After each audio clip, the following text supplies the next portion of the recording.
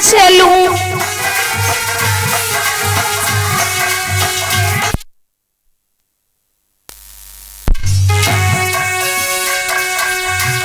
Barren पड़ गए छाले में कैसे चलूं।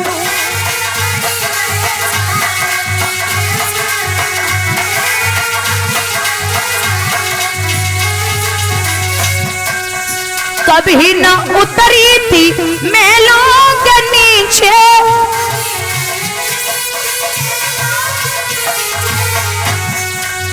कभी न उतरी थी महलों के नीचे।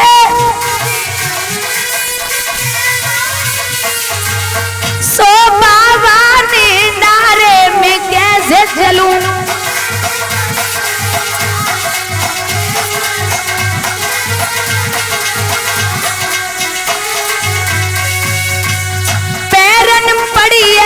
चाले में कैसे चलूं।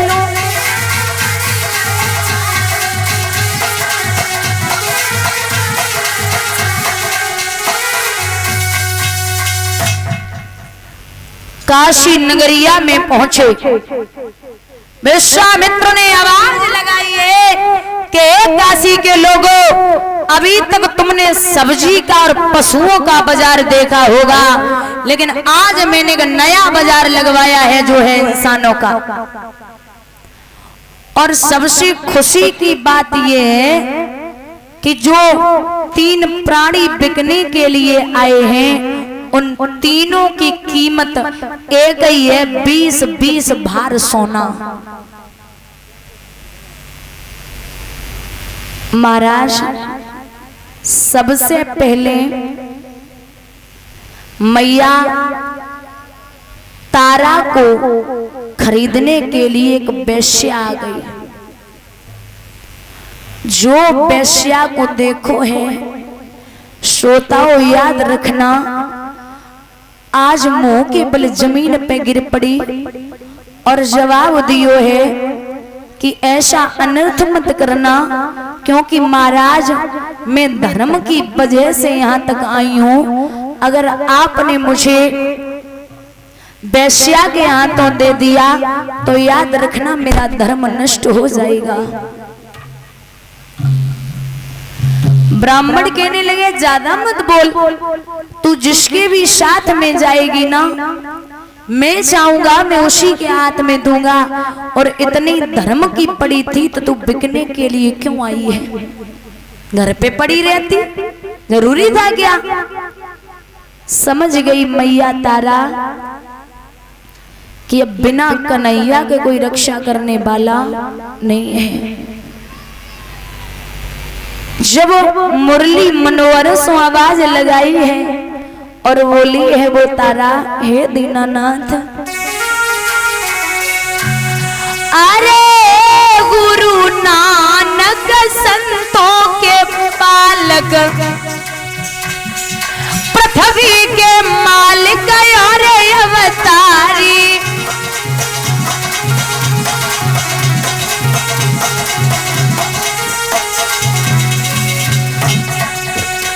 अरे गुरु नानक संतों के पालक,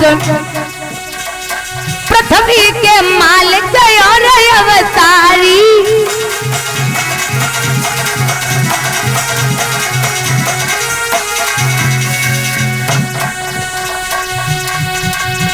अरे ऐसी करो जमीलाज रे लला, ऐसी करो जमीलाज रे, ना हमारी हंसी न तुम्हारी हंसी है।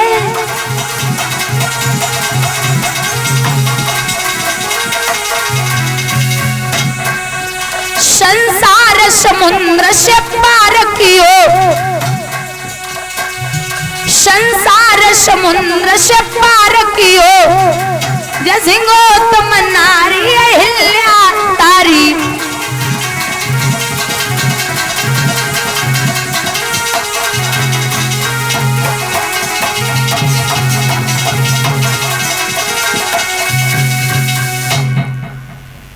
हे गुरु नानक संतों के पालक, पृथ्वी के मालिक हो अवतारी, ऐसी करो जो में लाज रहे, ना हमारी हंसी ना तुम्हारी हंसी है। आवाज लगाई, भगवान ने माया रूपी बंदर भेजे, वेश्या पे टूट पड़े महाराज, वेश्या भाग गई। स्वयं मैया तारा को खरीदने के लिए एक ब्राह्मण देवता आए हैं, पुत्र को और पत्नी को खरीद लिया, 40 भार सोना दिया।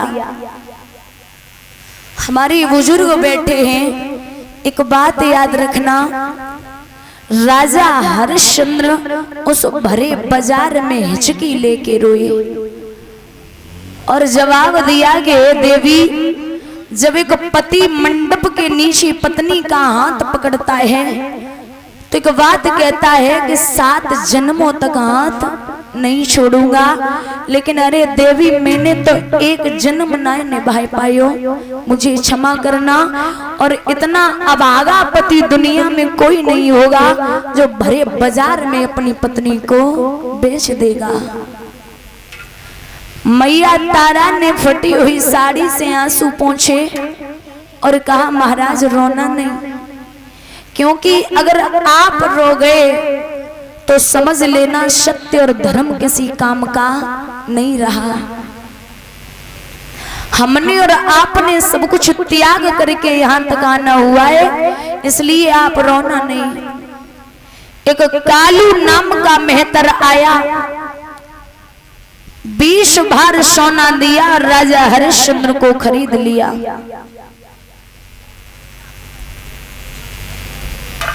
राजा हरिश्चंद्र से कहा है, तू काशी नगरिया की गलियों में झाड़ू लगाएगा और पानी भर के लाएगा।